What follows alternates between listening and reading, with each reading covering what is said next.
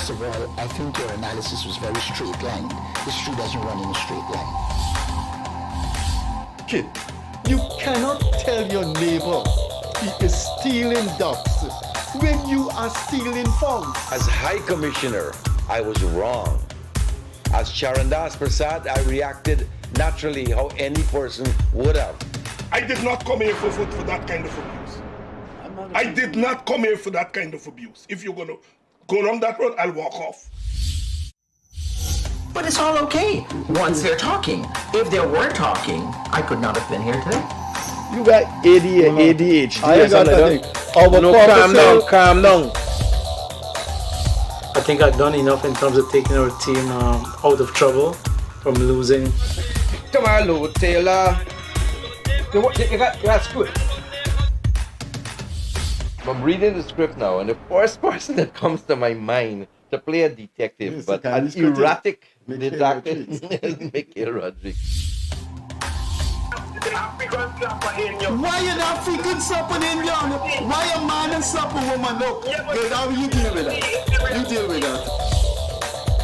We must encourage platforms like this because it brings together different people and allows for discussions to take place in our country on a multiplicity of fundamental issues. Gildarie, you apologizing for something you think I did is wrong. I don't want you to do that, and you should not have done that.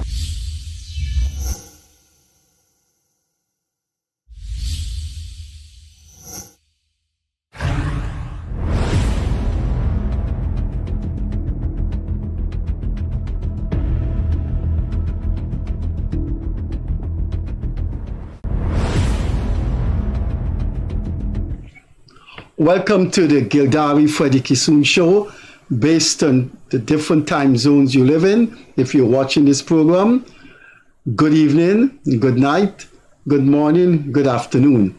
This is the Gildarie Freddie Kissoon show. In a few weeks, we will be going into our anniversary, and we will hold a special program for that, Gildarie and I.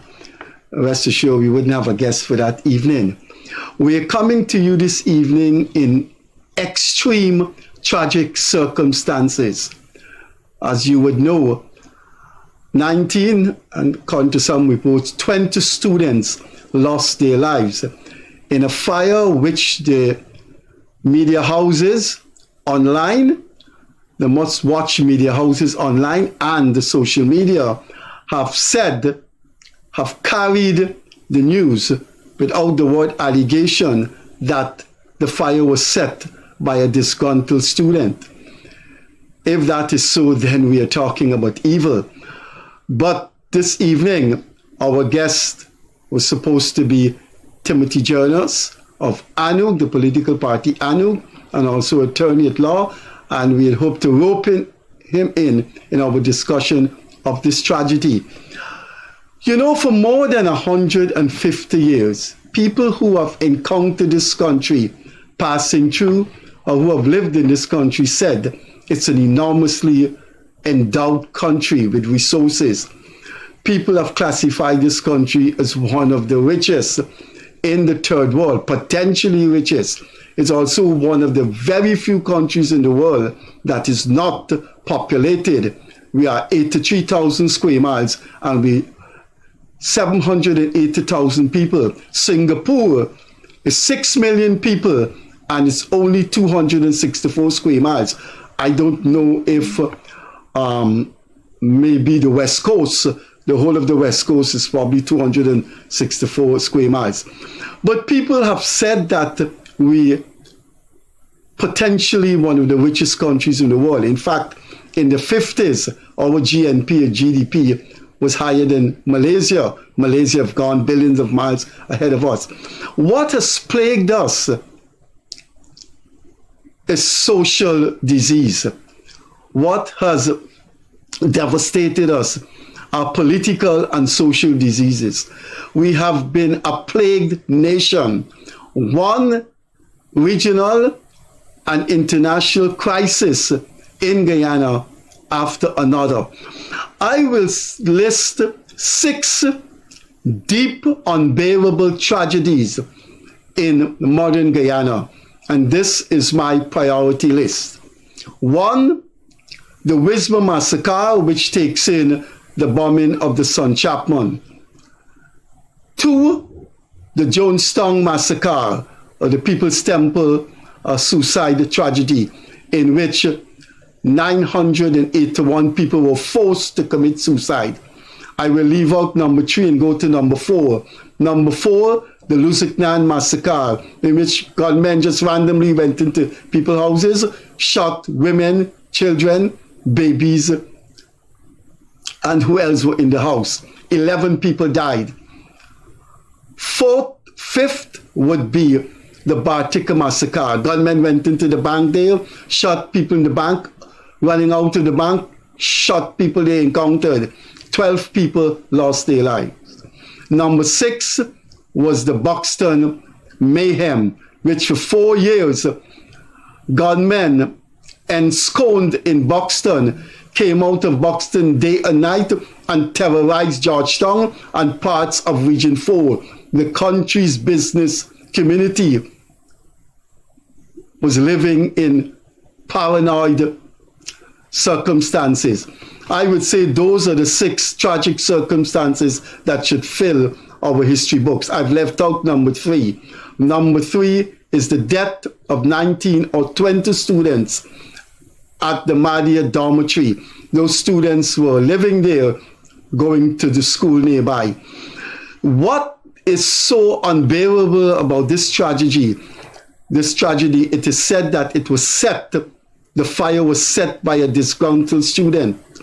I'm not sure, I haven't done the research, I'm not sure if there is a parallel in the world in which a student burned down their dormitory and killed 20 students because the warden took away his or her phone.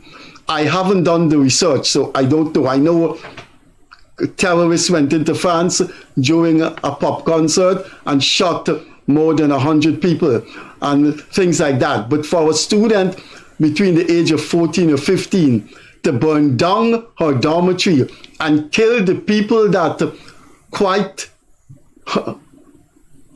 people who one is expected would have been nice to her, would have loved her, would have done things for her, and perhaps her colleagues who grew up with her as babies, as toddlers in the village. So I would put in modern Guyana that Madia arson as the 3rd deepest tragedy. This is a country that is now finding its way. I have lived in this country all my life except for studies abroad, and I've lived through, and hundreds of thousands like me have lived through trying times in which there was psychological and economic deprivation. My 26 years of UG was a terrible time. No washroom facilities, no books, no paper to give handouts. But we have now taken off. We have discovered an industry that is bringing in hundreds of billions of dollars. And by the next 5 years, we should be there fulfilling a dream that has eluded us for over a century. It doesn't look like the price for fossil fuel and the need for fossil fuel, for petroleum, for oil, will be done away in 10, 5, 15, 20, 25 years. It's going to be with us for more than 40 years from now. And in those 40 years, one hopes that Guyana will be quite different, trillions of miles different from the age that I grew up in Guyana with so much deprivations.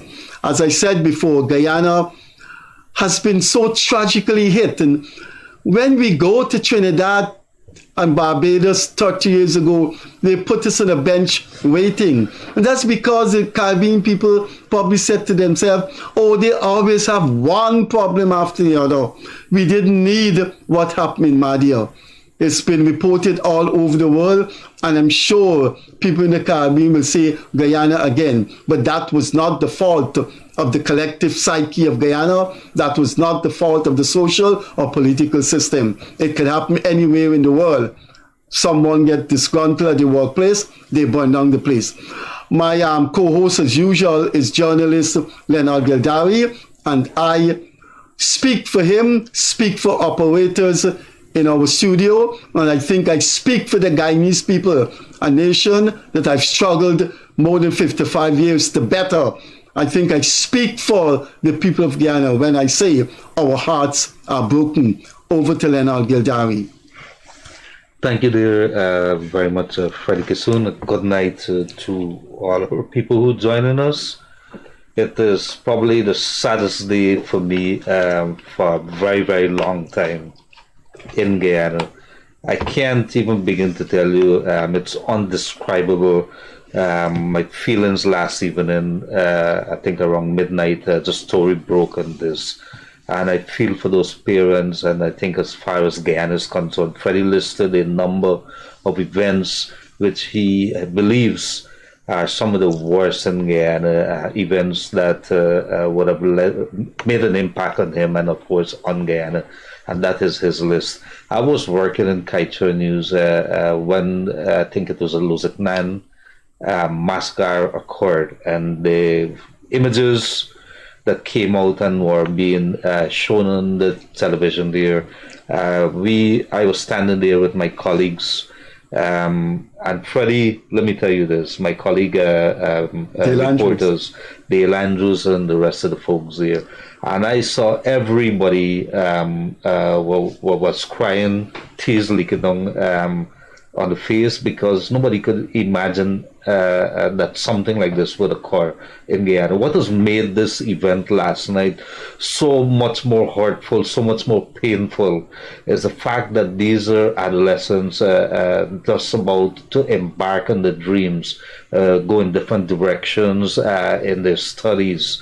And what has made it even worse yet is that parents in far-flung areas would have put their trust in the system. So there's several plots and subplots that is emerging from the story here tonight. What I could tell you, let me tell you some of the major stuff that has come out, because I really want us to delve into it before we go to the calls. And let us not start the blame game as yet. Those are going to come because there have to be answers. We cannot continue in a country where days after one of the most shocking and embarrassing escapes from the Mazruni prison, Freddie, you have this very painful, shocking incident has occurred that is going to be really remembered for a very, very long time. While Jonestown has placed Guyana in the map in a very negative, in a very negative way. Like I said before, these are young people, these are our future, and that is what's so hurtful. So some of the things that's coming out here, because we're going to come back. The president this afternoon announced that there are 3 days of national mourning for Guyana.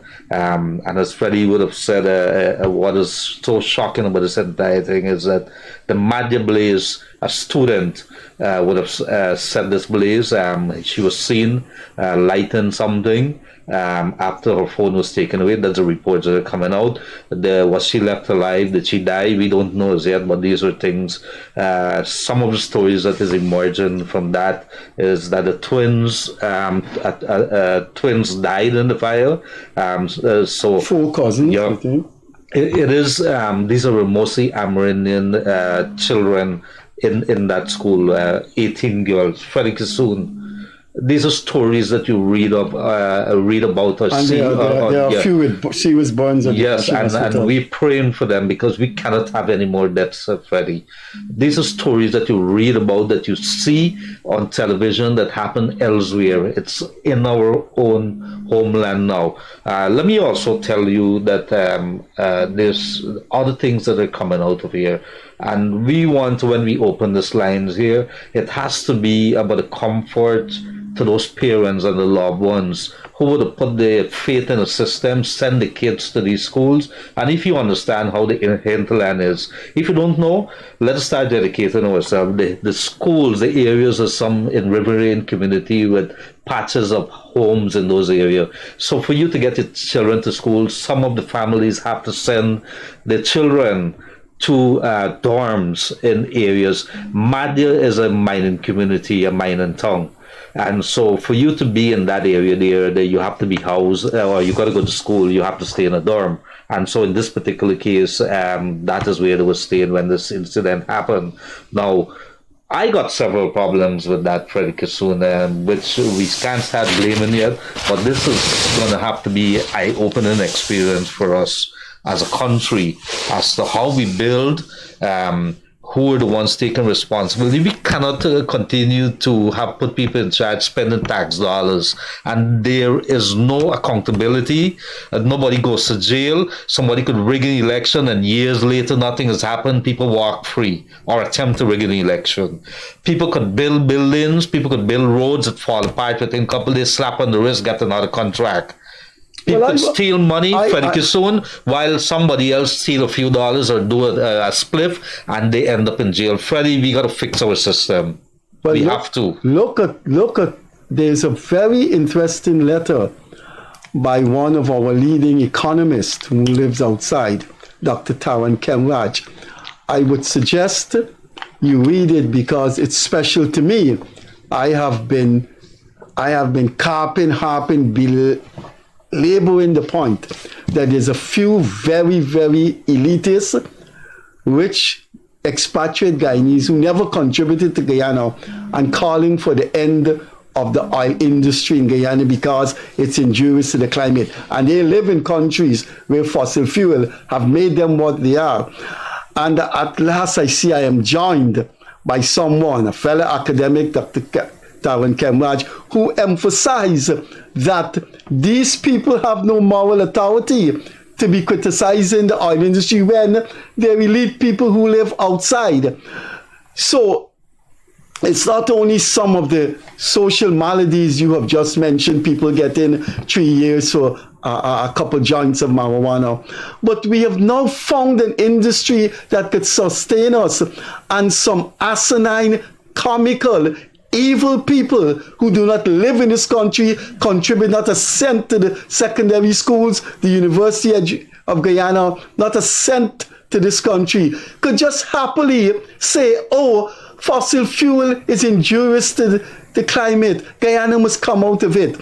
I hope they are reading, listening, and watching what has happened in Madia, and I hope they send money from the fossil fuel bank accounts, wherever they are, to help build back the dormitory.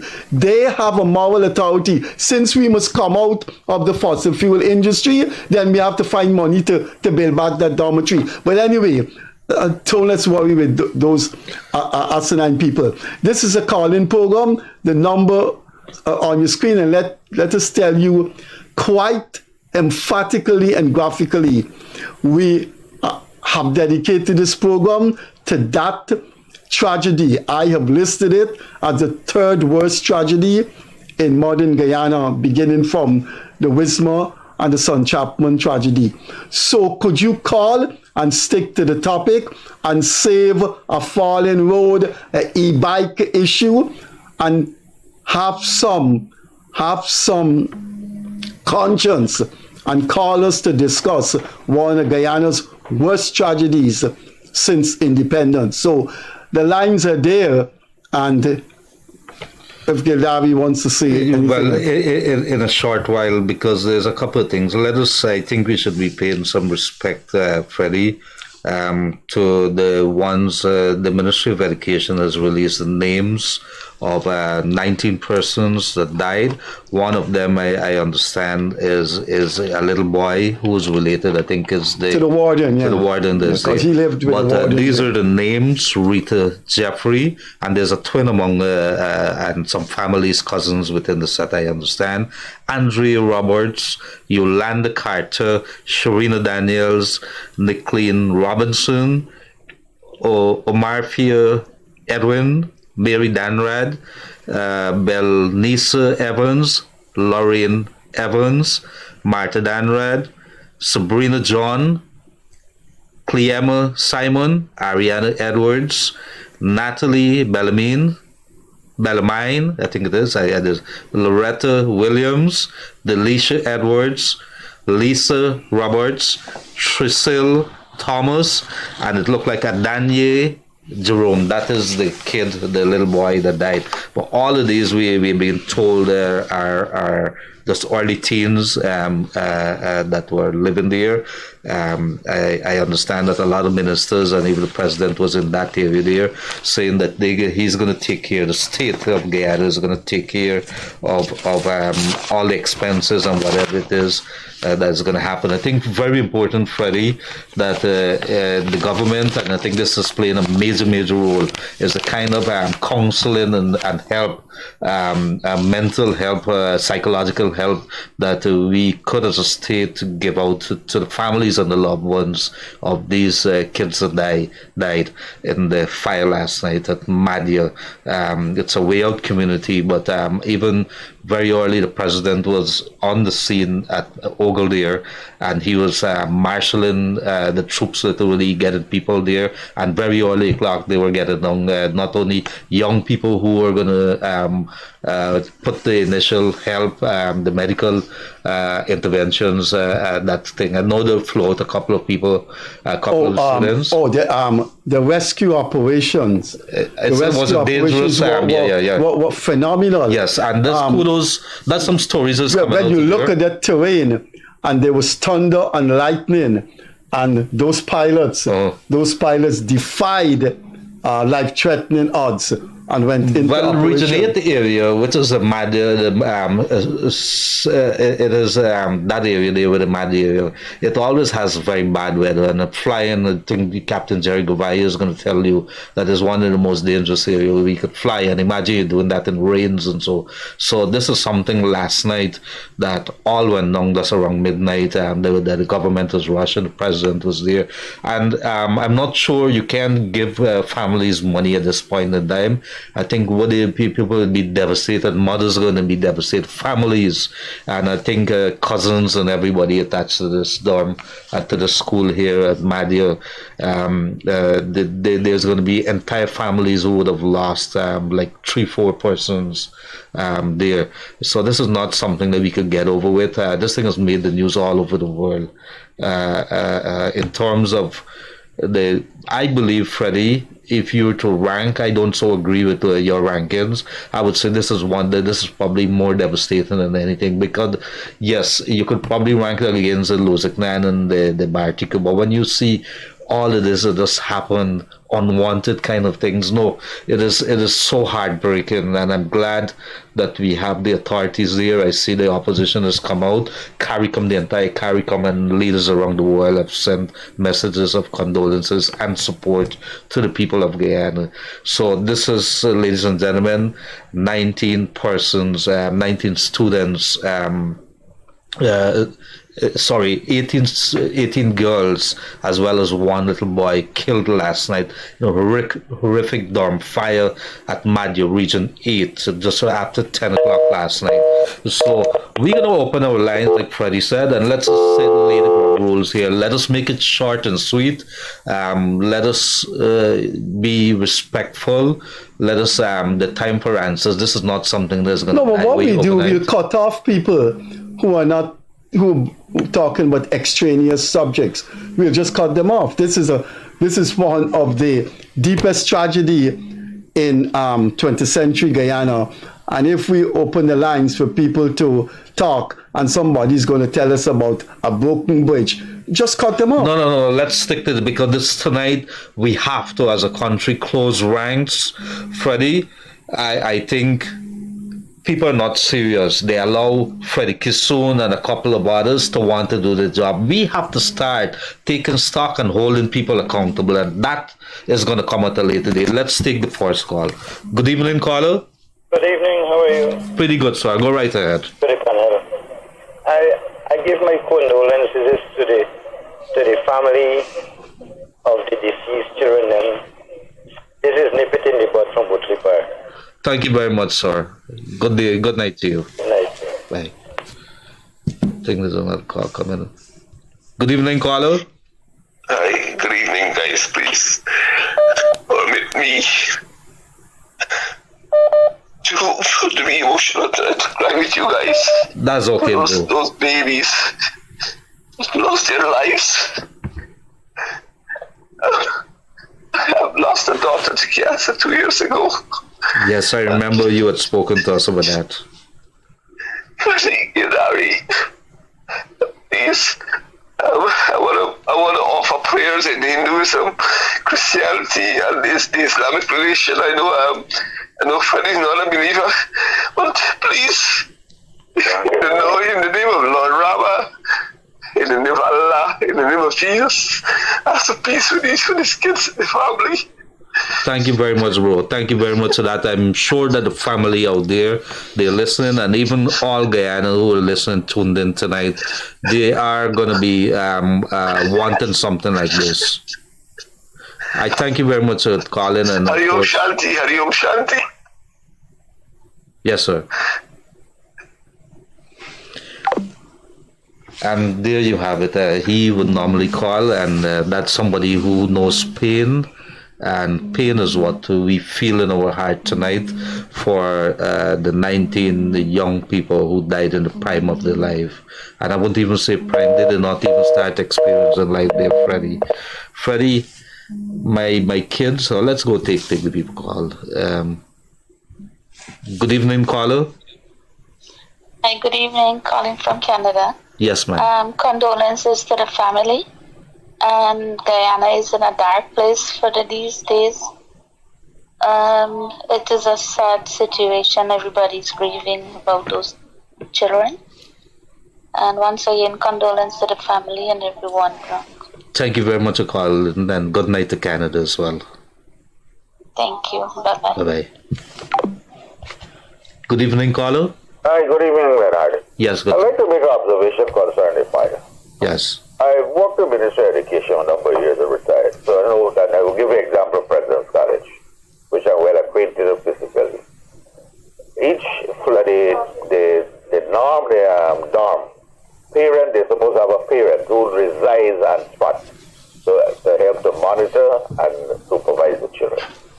It would appear that basically that the door was locked and nobody had access to the key. Hello? Yes, go right ahead. You go ahead. That means that the parent was not. Why the door was locked? Well, we're about to raise that issue. I'm going to raise that issue in a short while. The parent had to be there to open the door. It means either the parent was sleeping or the parent was away. Why lock the door from outside? The door was locked from outside, you know that? That's according to the news media, the report.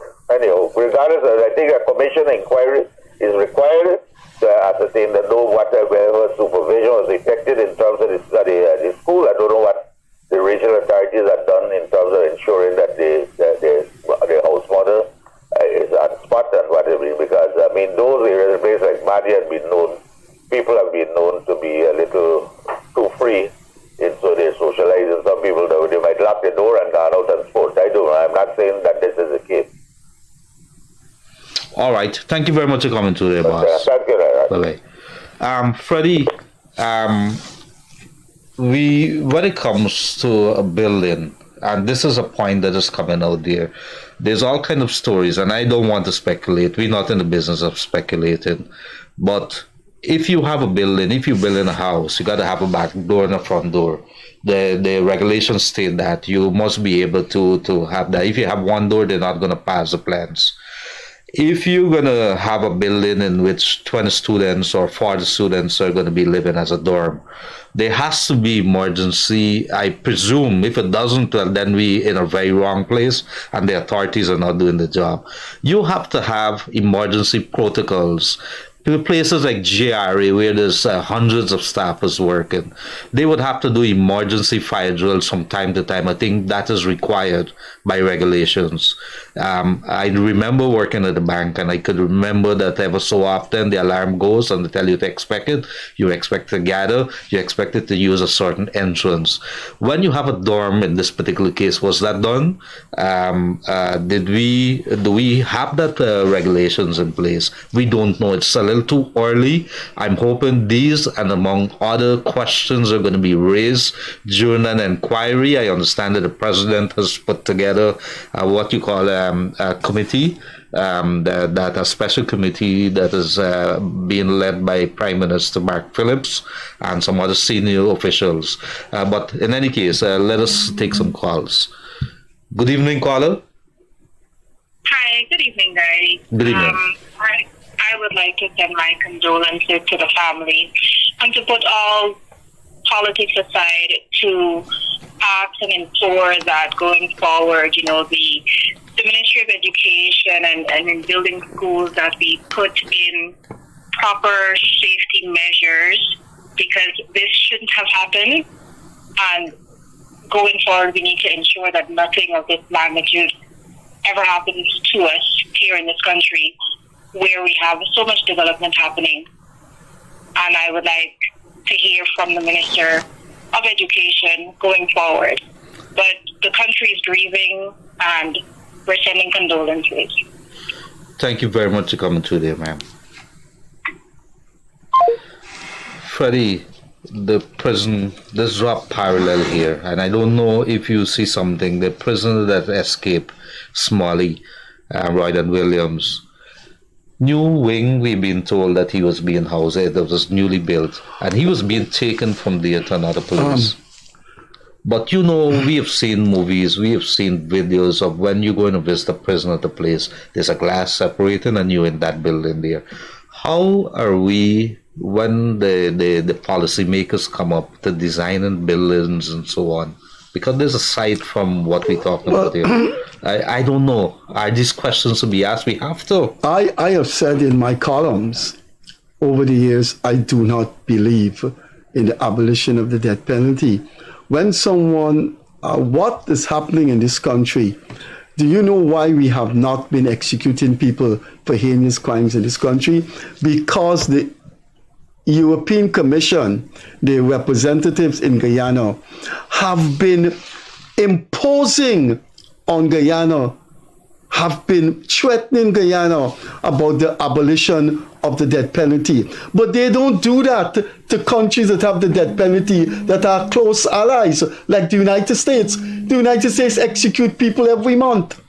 Some of the Arab countries. I think Texas has a death penalty. A couple of states have. A couple of states. Right. Even the federal government have death penalties. They've been executing people in the United States every month. But the reason why we have not been hanging people convicted of terrible, bloody, violent crimes is because the EU have made that, that if you don't abolish the death penalty, why the EU? There's a picture today with the EU Commissioner Chairman and the EU and some EU leaders, Macron, with President Biden. Why they don't ask the United States to abolish the death penalty, but they choose these little countries to make their impositions? We should resume the death penalty. There's nothing wrong with the state executing people who kill and rob,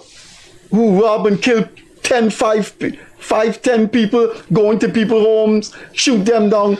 There's a parallel. We have to resist this There's a parallel, imposition by the EU. There's a parallel, and this is something I was thinking with over the weekend. There's a parallel that could be drawn by the prison and the Madhya deaths last evening. Freddie Kissoon, for the prisoners there, for the Loziknan and the Bartiko massacre. They're victims, loved ones of victims who wanted justice. The man went to the court, was sentenced. The justice system did the job. Now, in this particular case, you have victims surviving, or victims' relatives, loved ones as there. It raises the question as to our capacity, because I think this is one of the key things that came out within the last few hours, that we send in a lot of the counselors into the area. How well are we equipped to deal with that, to deal with 20 families that may have 3 or 4 persons? How do you deal with something like this? So we have that. In any case, caller, I think we missed that. If you're calling, let me see. Yes. Good evening, caller. Yes, good night to you. Yes. I would just to also my condolences to the family and friends of those little kids. And I would also like to applaud our president. You know, he's carrying this entire nation on his back. And I watch him today sitting at the table, and I saw the emotions and the human part of our leader. You know, he's a tremendous man. I really, really admire him as a father, and not only having to be a father to his son, but to carry the entire load of a nation at a time like this. It tells you. Hello? And this is, yes. Yes, you're hearing me? Yes, go ahead. Yeah, this is a time that Guyana need to come together. Let's forget about who do what, and you know, I'm seeing people on social media start to take this and make it into a political thing, and it's irritating me. This is a time that as a nation we need to come together. I don't have a Facebook account, so there have been people putting a political spin on this tragedy. There have been people doing that. It's like I am restraining myself from commenting and replying and to some of these comments. These people have real names? They have, yes, Mr. Kissoon, they have real. I want to know if they're humans. And in my view, they're animals. And I have no apology for saying that. Some of the things I see some people commenting and some people are saying, it's really sickening. We have a leader at this point in time, and he's a tremendous man, and this have nothing to do with politics. You have to give jacket. No, the man was there just about an hour after that. He was there. I think if he could have fly a plane, he would have probably gone down to Madhya by himself there last night. That was my thing. But I like the fact, and I always look at leaders who in times of crisis, that's when you know the leaders. And I think at that point in time, I said yes. I think also when you're talking about President Ali, I don't think there's any president or any leader would have wanted to be president and have something like this occurring. Like this is really tragic. It's traumatizing. It's so much. I can't find words on. Cannot describe something like this. Yeah, and to see people saying things like, oh, whenever the PPP and government, you see things. Look, don't let me even go there. But I just. These people should be exposed. I want to call on these entertainers to just, if they can just respectfully, yes, it may be costly, but respectfully cancel all your events, and we can do it at another time. And let's just, as a nation, let's mourn with these families, let's mourn the losses, and let's show respect for these little kids. These are kids, you know, they wasn't even in the prime of their life. I agree with you. I mean, I'm a parent. Yep. I'm a parent. When I got up this morning, I pick up my phone, and that's the first thing I see. I cry like a baby. Of course. Literally, I cannot hold back my tears. I thank you very much for coming through there. I don't believe that we should have a Mashomani celebration where we should, Independence, sorry. I think we should use the independence to really rally this country. I think what I've seen so far, I'm heartened. I believe that our people are decent people. I believe that they have really rallied. You're going to have some fringe elements who are going to capitalize or maybe use politics. I don't believe that is the fringe. Yes, I call them. I agree with Freddie there, but largely I believe that our people have done what is expected of good human beings, good citizens, and they have played their role. But this small nation, small in terms of population, has produced some very, very evil minds, you know. I can think of two types. This gentleman is saying that there are people on Facebook saying, you see what happened when every time the PPP in power, these things happen. That has nothing to do with politics, nothing to do with the government, that you could actually have in such a small population, people with that mind. The other type is people saying, come out to the fossil fuel industry. You know, Mr. Kissoon, I grew up and I heard a saying, quickly before I hang up, that common sense are too common for some people. Thank you very much for that. And you're a good citizen. You too. Bye-bye. Good evening, Carlo. Hi, good evening, Mr. Kissoon. Good evening, Mr. Gildarie. Good evening. Yeah, my take on this is that I'm calling from Madhya right now. I'm at Madhya. We were out there all last night. We were out there. We know what goes on. The thing is that what gets me upset, or what I call it, this program mode, is the stupid political spin they put in on this thing. Who's put in the political spin? I want to hear. We want to hear. Could you name these people if you read what they say on Facebook? I could name these people. People like Norman Brown. People like Marvin Williams. Just check the Facebook page. That's all I have to say. Thank you. Marvin Williams and Norman Brown? Thank you very much for coming through, and we stand by. Could you give us a little idea? You calling from Madhya, right? Could you give us some ideas? What Brown and no, hold on, Freddie. Said? What is happening in Madhya? Give us a sense of what the people are saying, how they're holding up, because this has to be this magnitude. This is a national tragedy, and everybody here is, everybody, like, they're not even talking about it. Like, everybody's like dumb about everything that goes on here. Right now, it's kind of suspense here. It's hurting everybody. Everybody's affected by it. And do we around what time? I think it happened around 10, right? Do we have any? What was the response from the town like? There were people on the scene trying to help. I understand that the firemen were breaking the walls to get to the students. Some of them who were screaming. Yeah, that was true. A lot of the fire people, they were helping. The residents came out. They were helping. Yeah, but it was late in the night. So are you familiar with the dormitory? Yes, I am. All the windows are grilled, right? Yes.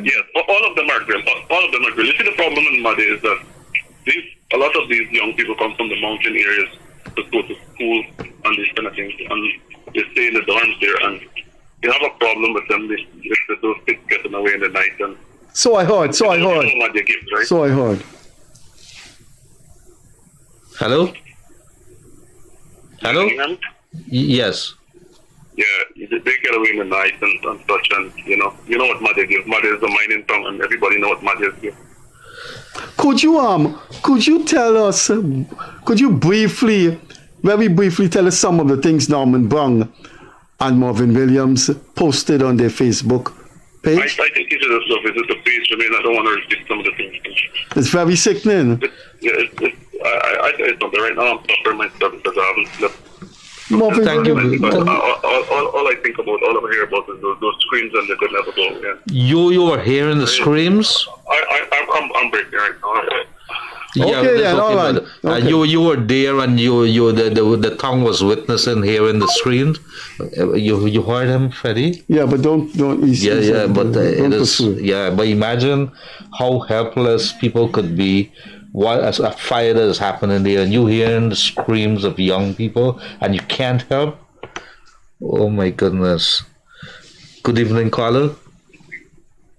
Yeah. Hello? Hi. Yes. Go right ahead. Yeah, you wanted to know who were the social media? Yeah. Yes, sir. The guy in the ring. What's his name? That idiot. And who's the guy in it? That's Duncan, right? Duncan and Ben Cup. Ben Cup, you should listen to that guy today, what he said. Oh my God, I can't repeat it. Which one of them, Ben Cup or Duncan? Ben Cup. But Ben Cup is out again. I know nobody pays attention to him, but Duncan is a member of parliament. If he puts a political spin in this tragedy, his leader, Kemaj Ramchatan, should expel him. What did Duncan say? He's a member of parliament. You have to listen to that. It's very, very, very, very bad. And he had two guys with him, one from Berbice and another African guy from America, talking a whole set of crap. Well, let me tell you this: the people of Guyana are not stupid people. They I believe that our people are maturing in a very good way and very rapidly, and I believe they could judge for themselves. And they are going to be judging. What political spin could you put? I don't know. On a fire that a student. This is a time, Freddie. This is a time where people got to rally. like the guy said, when the PPP is in power, all these things happening because the PPP is not for the people. They just fill the pocket and all that. Wow. Do you understand? They are using that tragedy. Yes, sir? Go to Ben Shop today, his program, and you'll get it. All right. Thank you very much for coming through, boss. Have a good night. Good night to the folks down in New York, in North America, Canada, and US of A. What Duncan is his name? Sheridan. Duncan. Good evening, caller. Hi, good evening. I'm just calling back. I saw the show with Ben Chopper, what his name, and the guy. It is true, they beat down the PPP so bad. No, I can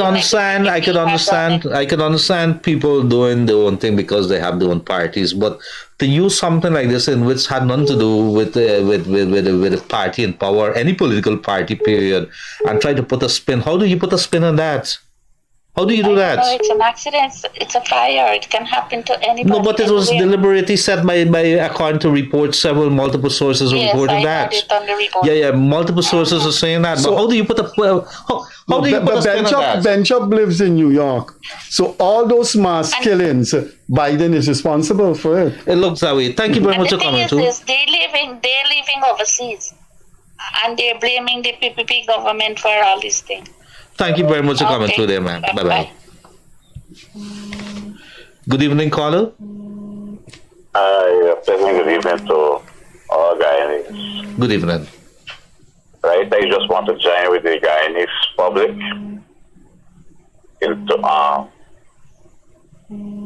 to offer our condolences and sympathy to all involved and our concern to the entire Mali community, not just the family. But we also have to remember those who would have survived this tragedy, right?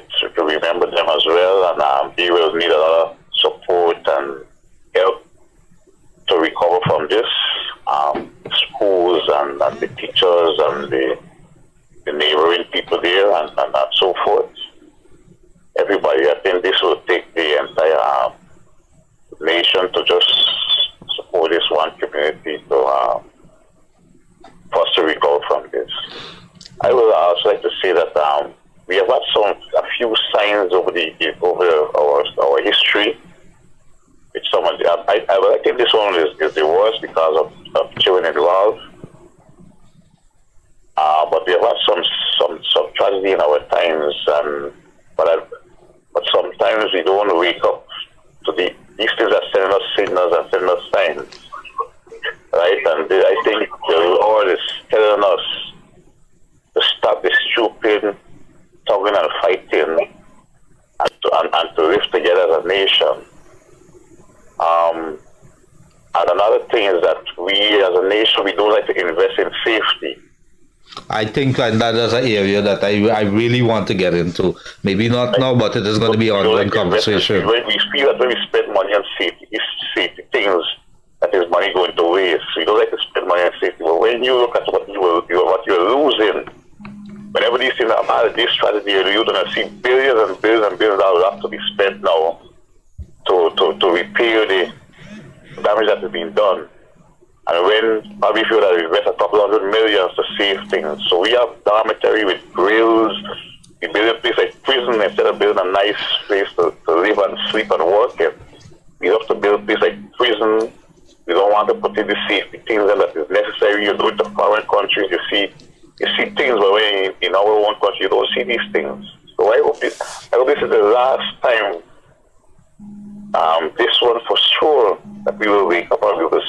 Well, this is going to open our eyes because I don't intend to sit down on it. We haven't too many times we come here and be in a reactive country or reactive people. Things happen and we said, okay, next. What is next on the agenda? So we could mourn again or we could complain again.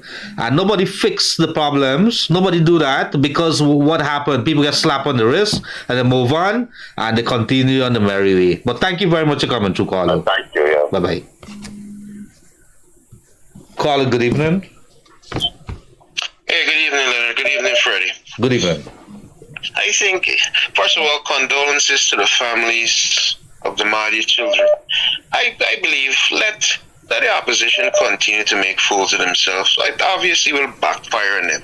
Because there's no way any sane person would use this tragedy as a political gimmick.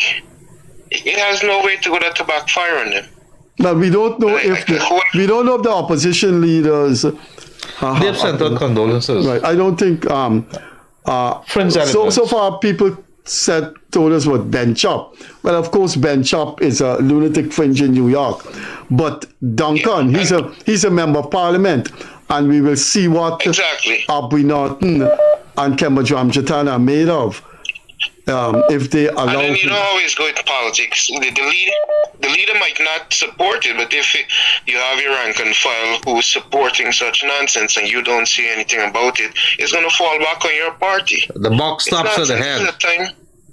Exactly. See, if you don't stop it, then you got to take the beating you're going to take at the elections. People are going to remember. What I can't understand, in a tragedy like this, and you put in a political spin on the lives of 20 children, how could you hope for people to vote for you?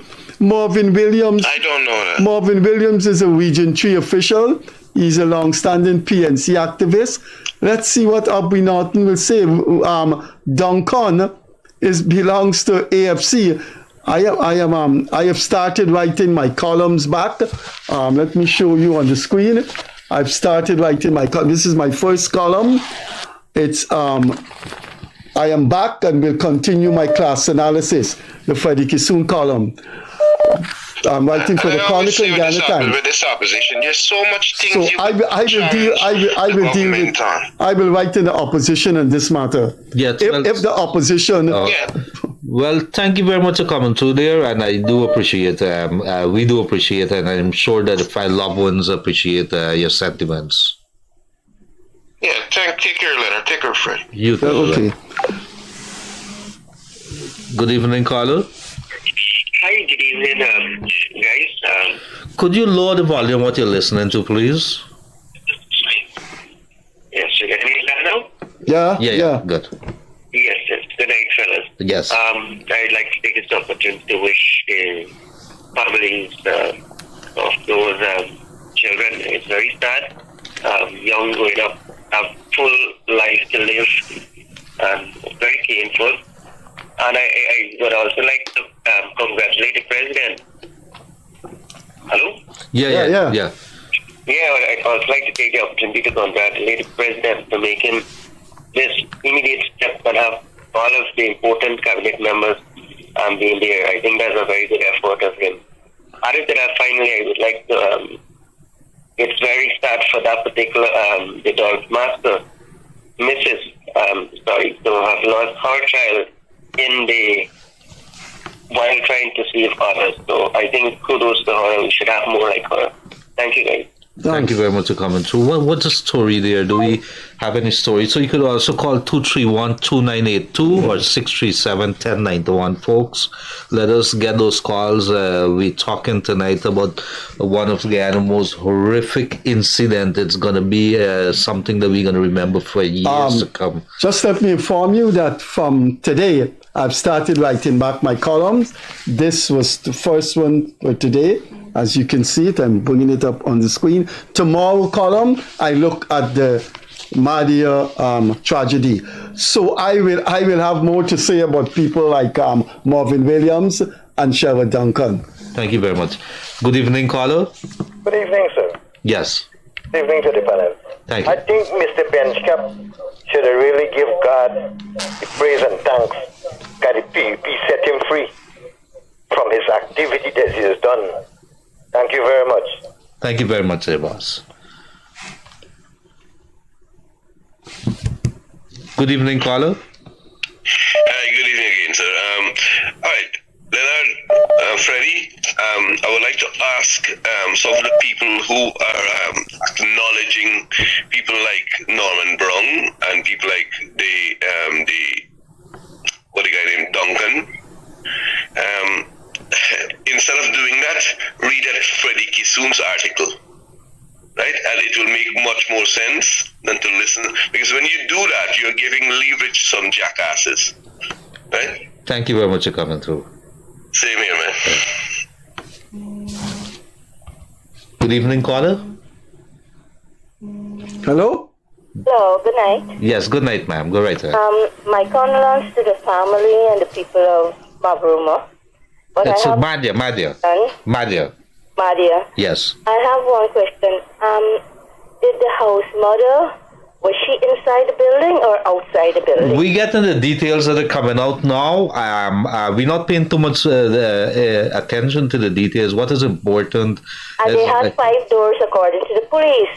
So, I mean, if she was inside the building, she must have known when the girl was lighting the fire or something.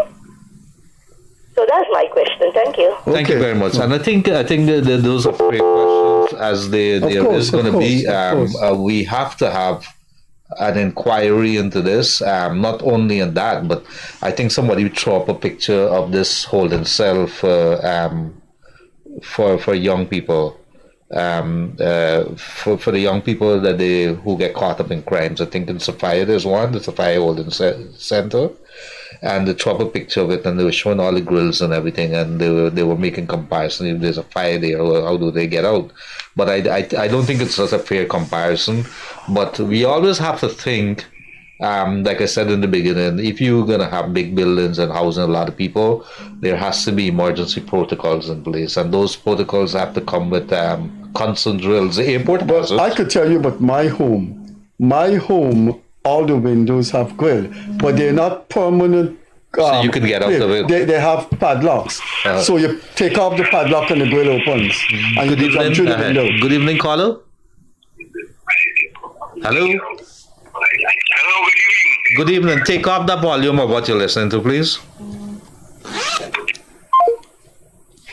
You take off the whole phone. Sorry about that. Good evening, caller.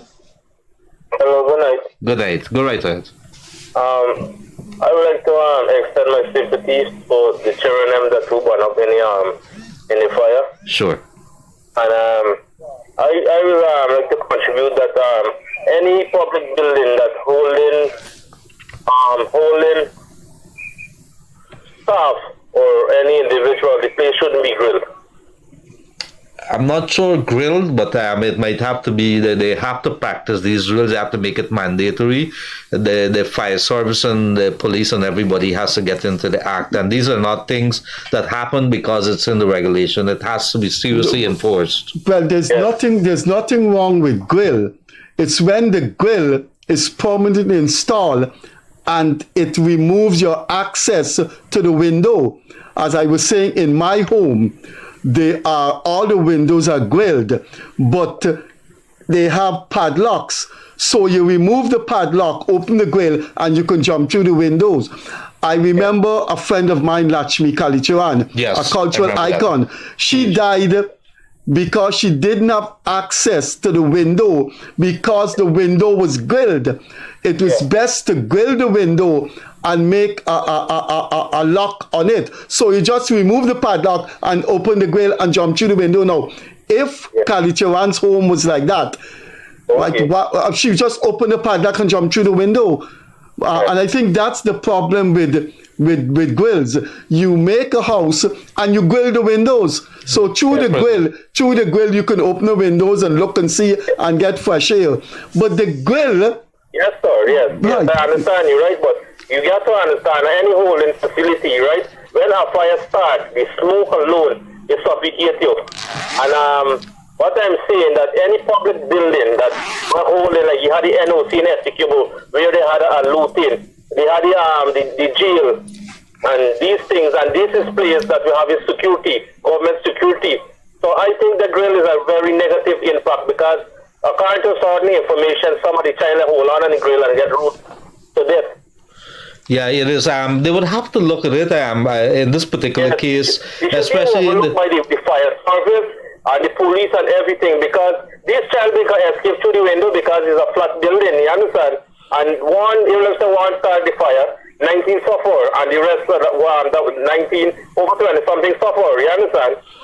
It comes back, look, at the end of the day, and those community, if I'm sending my kid and I'm living in a far-flung area and my kid is coming there, I want to know that they're protected, because you and I know let us put it on the table. We got problems in Guyana, especially in those outlying areas. Freddie Kissoon, you know that those young girls are target But this caller, I means well. No, I understand what he's saying. Different. But if three men break into the window and but you see, in those areas there, you got to understand the complexities, the conditions in those areas there. But it comes back if you're building a building and it's a dorm in an area like that, you just cannot build it and have two escapes in it, a front door and a back door. There has to be other areas that could happen. Oh, exactly. So it's something that we need to think about, and that has to come out of they have in the dorm mother. You need more security, like more dorm mother for taking care of these child, because it's kids going to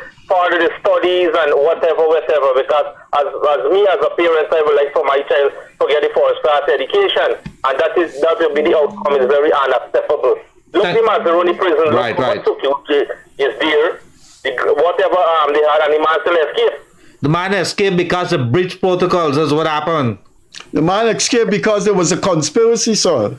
The breach protocols. So why are you taking a man out, a man who's been convicted for mass murder? Of mass murder, to go visit a lady in another place? What nonsense are we saying in this country? I want to see, and I thank for whatever contribution, sir. Thanks so much. Thank you very much. Yes, sir. Thanks. Bye. Freddie Kissoon, sometimes something just defies logics. Ladies and gentlemen, tonight it's like we've said, it's one of the saddest saddest few hours in the Guyanese history.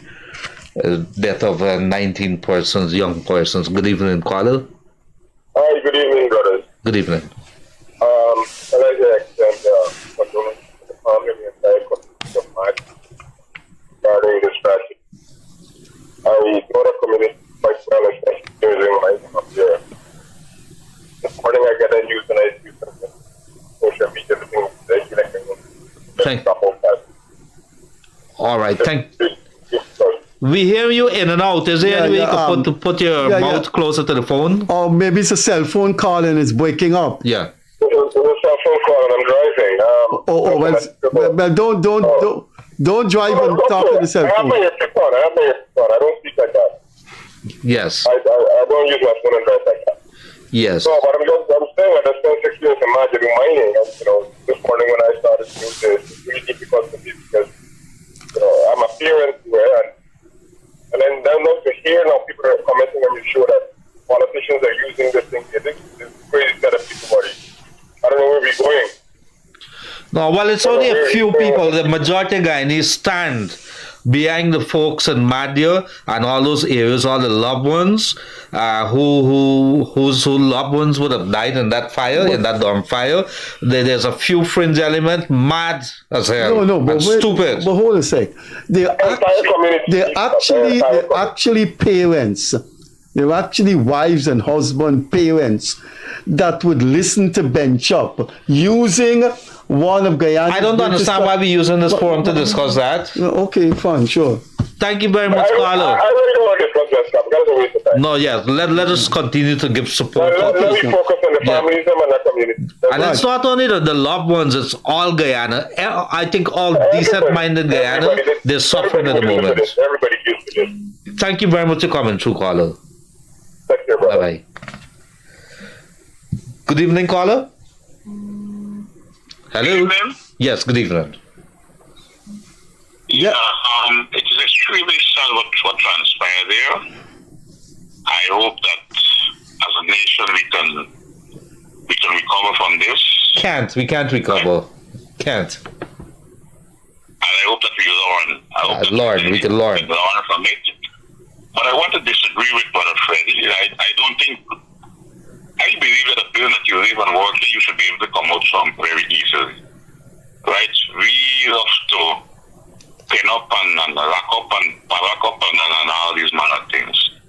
Right? Grills is we have learned a lot from grills. We talk about Lakshmi Katra. I want to also let them know that Lakshmi Katra ran building the door as well as grill. We had an incident with the woman in Linden and our two children. Grills is extremely detrimental. Right? So and human beings, when we in emergency, we tend to panic. We panic a lot. So I don't think that the building, especially large buildings that house places like hospitals and dormitories with large people, I don't think they should have grills. You already have the security outside, so why you need the grills? So and then I understand that's five doors. So all 5 doors was locked up and chain up or padlock up. Something doesn't add up. Well, it does add up because in those areas, we've had it so long, right? We've had it going on so long that these things happen, that they've been securing those students. I'm not sure if how long the dorm was there. It's school children. Mm-hmm. You can't pen a school children like prisoners. It's school children. If the students have issues in getting away, you have to find ways to address that. You can't lock them up. You can't pen them up. Well, how do you deal? All right, let's talk. They get up from the bed and walk the door and open the door and come out if they want. No, but how do you deal with something like that? If you have limited, because our resources in those areas are limited, how do you deal? Well, you can't deny the children them schooling because they're from areas that doesn't have any school. So you come. So how do you deal with a situation like that? If you know they're prone to escaping and doing their own thing. What is worse? I rather they get away and they don't find them back than before they finish and die like what happened now. Yeah, it is. It's a very delicate. What is worse? Yep. What is the ultimate? You have to look at the ultimate. And nothing in this world is more important than a person's life. Systems and procedures is what's going to help this country.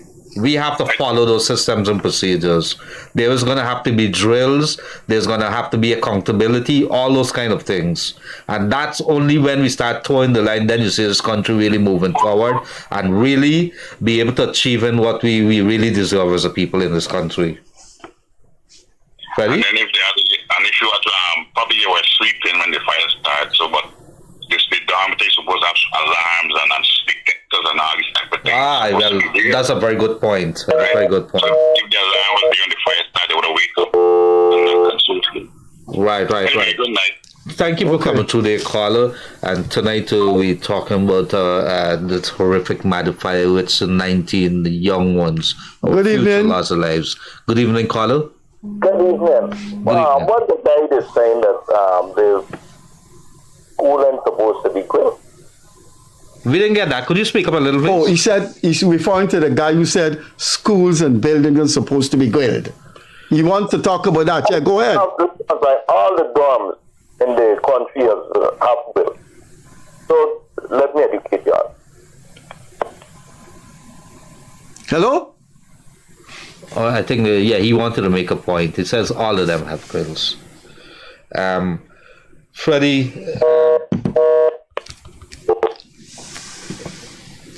this is going to bring out so many stories about what happened, what transpired last night. But I think for me, more so, if I was still a practicing full-time journalist writing, or if I was writing my columns, I would have wanted to delve into some of the issues that came out of because of that. And we're talking about systems and procedure. We're going to elaborate on that. Good evening, caller. Good evening. Go right ahead. Good evening. Good evening. This is a program that is on the national television. No, sir. We only have it on social media. Hopefully, one of the national televisions could pick it up. Go on, though. Make your comment. Give your opinion. We're listening to you. I just wanted to know as a concerned citizen. I'm very, sorrowful of this time, and I'm giving my sympathy and grief to the family of this tragic loss. But I was this in a country like Guyana, in a short space of time. So many schools have been gutted with fire. From to the east, to the west, to the south, to the north, in our native land, Guyana. It's supposed to be one of the educated giants of the Caribbean. Schools across our nations has been gutted with fire. Today's tragedy should have never been occurred. Why I say so? This should have been dealt with for a very long time. In this time of grief, I want us to take a very good look, especially those that lead in our nation,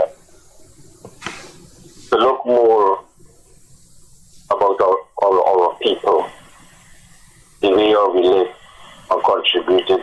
If those children are prisoners, to be held with something with locked in a dormitory with bars.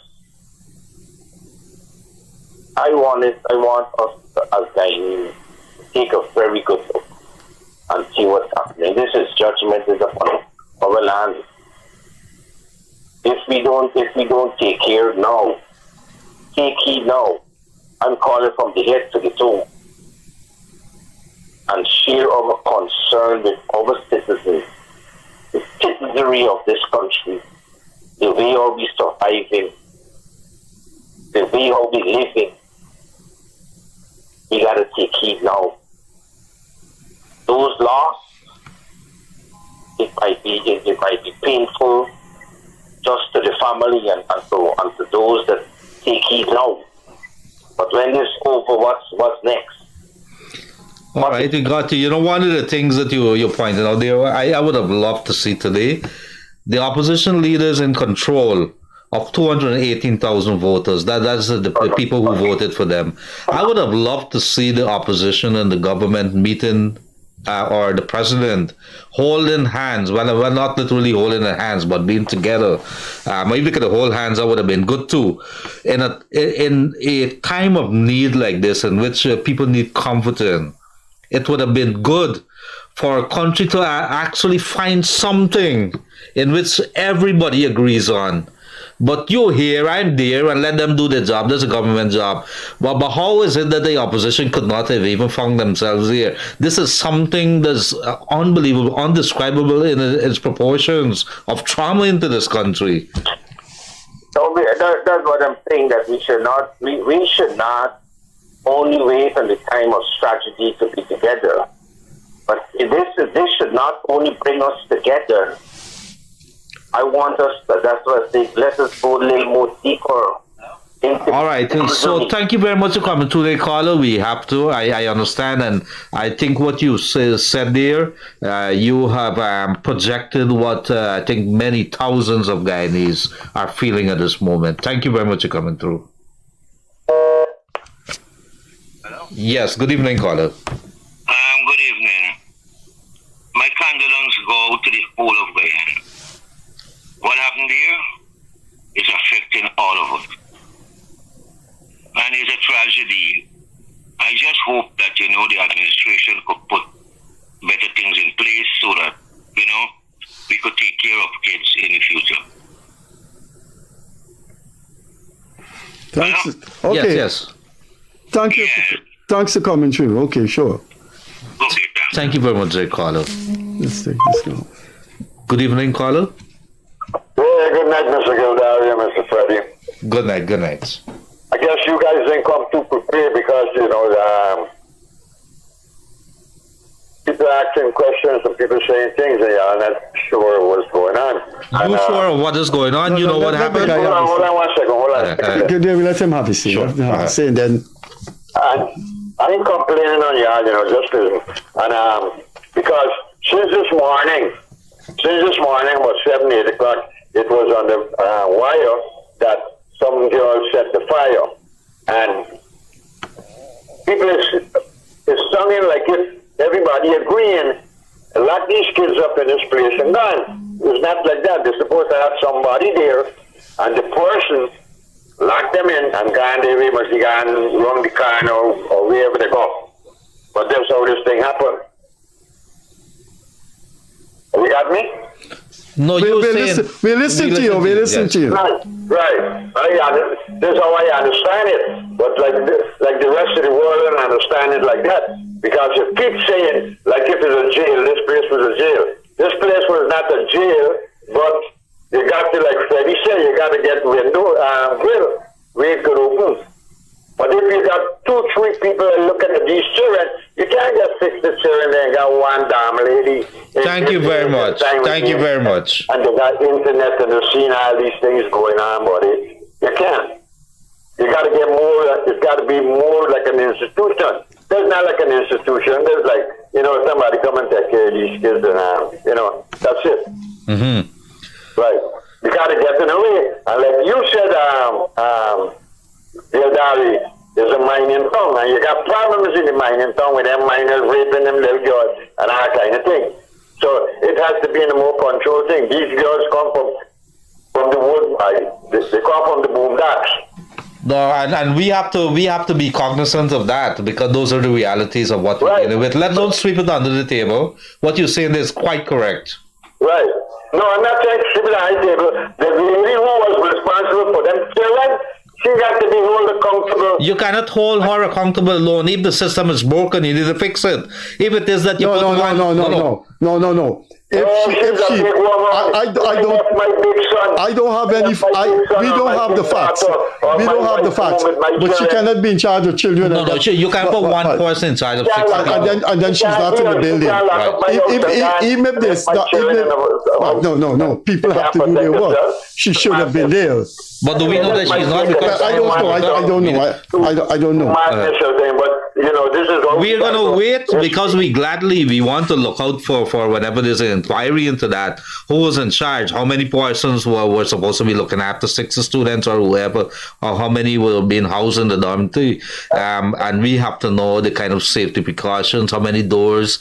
Was there fire alarms? Did a fire tender go there? How many tenders engines were there? I understand it's one ran out of water, had to leave the place, and then you hear the guy not too long ago, a villager or one of the residents. Now, why do we deal with it like that? That's an institution. It's an institution where kids go to school legally. Is at the end they have the lock and key. Like they go in front of a judge and the judge send them there. Right? The parents send them there. Right? They have to have other kids in there that when the big lady went around the corner, where the big lady went around the corner like them, she was not in there. We don't know that. We ain't heard that yet. And if she was in there and she got born up, it should have done there in the wire until she get born up. I remember in my class at QC when the teacher was not in class, there was a monitor or a prefect there. I remember that. Well, I'm not sure in those systems. It's still more. The situation is still murky. Yeah, well, we don't know all of that. A lot of things. I agree with you there. It's still murky. So don't let's blame anyone. Anyway, listen. So far, all this stuff coming out on the internet, and you got all these mad people talking, but the government this and the government the guy calling from Canada and talk about Ben Scott, and I switch over there for here. What he talking? And he talking about nonsense. But people gorgetate these things. Because we're not here, we got to be living here. We got to understand what exactly is happening. This government is not perfect, and so is the opposition. They're not perfect as well, and we need to fix it. We need to start getting them to work in. It's the same thing we coming back to. We got local government. We talking about local government, and we walking. Oh, don't let's go off the topic. Anyway, it's still on the topic, but listen. We got the local government and people cussing one another about the shirt, green shirt, blue shirt, red shirt, right? But to the end of the day, nobody knows who's the councillor that you're voting for. Yeah, I'm talking with some guys today, and we talking about this. I said, who's the councillor for mining? Nobody knows. Nobody knows. All right. Thanks, Carl. We got some other calls coming through. Thank you very much. Thank you. Very pertinent points. Bye-bye. Freddie, we got about 10 or so minutes. We could take in those calls. Let us get those calls. There's one coming in here right now. The operator will tell me right now. Good evening, caller. Hello, good evening. Good evening. Freddie, Leonard. Good How evening. are you guys doing? Listen, I'm calling to express my deepest sympathy and condolences to the family of the deceased girls and to the entire Guyanese nation. I looked at it today all day, and it was inconsolable sorrow. And I could see the fear of the parents when they came there. But I want to point out that our president stood up like a giant today. From last night all the way today, and you could see the sorrow that he was, drenched in. Many callers are calling to say, what we should have done. This event will teach us a lot of lessons. I think let's not jump the gun. Let the investigation come out, and then we would do a full analysis and see what needs to be done. I don't think we need to add more fear to the citizen of the country and have different versions of what happened. Let the investigation come out, and I'm sure with the proactiveness that I saw today from the entire cabinet, it was unbelievable. So I would just want to offer that let's take our time on this here, not to jump and form opinions and speculate of what's happening, because this can be extremely dangerous. The country's in mourning. We are all crying for the 18 girls and the one kid that died here. So let's give respect. Let's give them their space. Let's give the country its space today as we approach our independence anniversary. It's a time for us to reflect on this here. It's extremely tragic, but I want to give a big shout out to the president. I saw this guy. He was so deep. It was intense pain that he was going through. So I just want to send out my sympathies and condolences, guys. Thank you. Thank you very much. Very sovereign words indeed. About the death of our people, our young ones in Mali. Good evening, caller. Good evening, caller. Yes, go right ahead. Hi, good night. Is this the Freddie show? Yes, it is. Yeah, go on. I'm calling from Minnesota. I just want to say we want to convey our deepest sympathy to what happened in Guyana to the families and friends. I do have a suggestion, though. I think every government building should have fire extinguishers inside. Not only schools or dormitory, but every single government building that people goes to for office and entertainment and whatever. They need to have fire extinguisher, and they need to have those fire extinguisher service on a regular basis. And also, I think people need to be trained at least twice a year how to react to those emergency situations in all public buildings, all public places. I'm very sorry for what happened, but I want to take this opportunity. I want us to take this opportunity to learn from it and not to make this happen again. Thank you and have a good night. Thank you very much, dear Minnesota. But it doesn't, and those are very good points, Freddie. The operator said we're running out of time. So let's take one last call and then your closing comments, and then I close off. Thank you very much. I think there's a quick caller. Yes, let's take this quickly. Good evening, caller. Hello. Good evening. Hi, good evening. Freddie. Yes. Go right ahead. My condolences to all Guyanese and all the parents of the girls who've lost their lives today. It's heart-wrenching. Allow me to say a prayer with these words. Can you hear me? Yeah, we're hearing you. Very quickly, yes. Allow me to say a prayer in song with these words, a short one, and it goes like this: for all those who are hurting. I will lay me down here at your feet. Save me from myself, calm the raging seas. You will be my ark that floats me up above the storm. Just say the word, just say the word, I'll be made whole. Just say the word, just say the word, I'll be made whole. Hear my humble prayer, help my unbelief. Speak to me your hope, Jesus carry me. You will be my ark that floats me up above the storm. Just say the word, just say the word, I'd be made whole. Just say the word, just say the word, I'll be made whole. Just say the word, just say the word, I'd be made whole. Your goodness, your mercy will rescue me. Let your power and your blood wash over me. Wash over all of Guyana this time, Lord.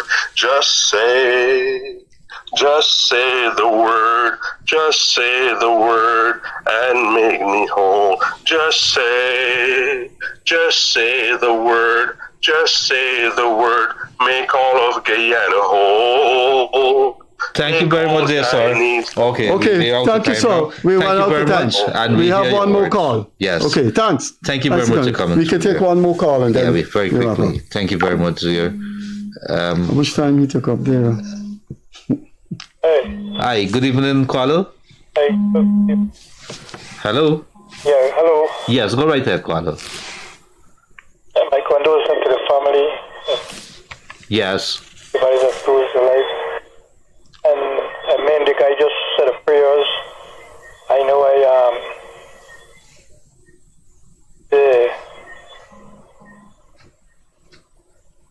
Come on, sir, we're running out of time. The dance that they have this weekend here, I think I second it.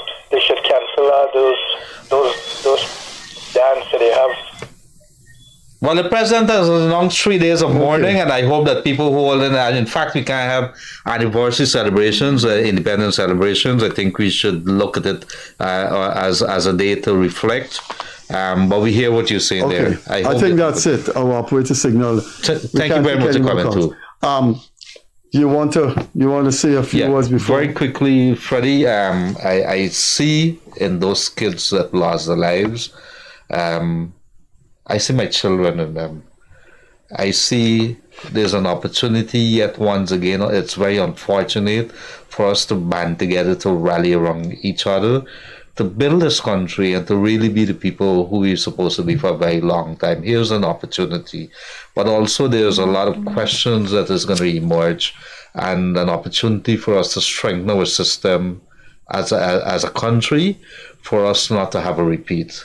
And so there's going to be many more questions, many more shows, many more talks and call-in programs.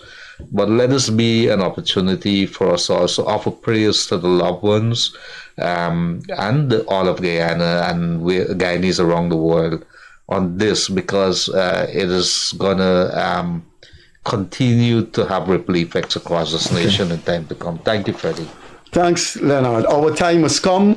For those who for the past 3 months been asking me about the columns, I have started back my columns. This is the first one. Let me show you. You can get it online. Go to the Chronicle. As you can see it on the screen, I am back and we'll continue with class analysis. This first column today traces the role of the mulatto Creole class and their assault on the government in 2023 and the reason for their attitude to the fossil fuel industry. Tomorrow, my column is on the Mahdia arson, the Mahdia tragedy. So you can go online and get my column, and if you're on Facebook, you can post it. That brings an end to our program. We will be here on Wednesday, and of course, we'll be here on Friday. So thanks for joining us. Thanks for expressing your condolence on what I consider the third most painful tragedy in 20th century Guyana. I put the Wismar and Son Chapman deaths as number one, then the Jonestown thing in which almost 1,000 people on the soil of Guyana were compelled to take their own lives, and now a fire in which 19 teenagers were burned to death, and there were a few more critical with burns in the Joshua Hospital, and we have to try as much as possible to make sure they survive and take care of them. This entire country has to do something for those survivors. And I'm sure I can speak for President Ali. I think we have a transformational president. I think we have a president who will definitely carry this country into a positive future. With those few words, thanks for joining us. Back here on Wednesday, 8:30 and Friday, 8:30. On behalf of Leonard Gildarie, bye-bye. Catch you later, man.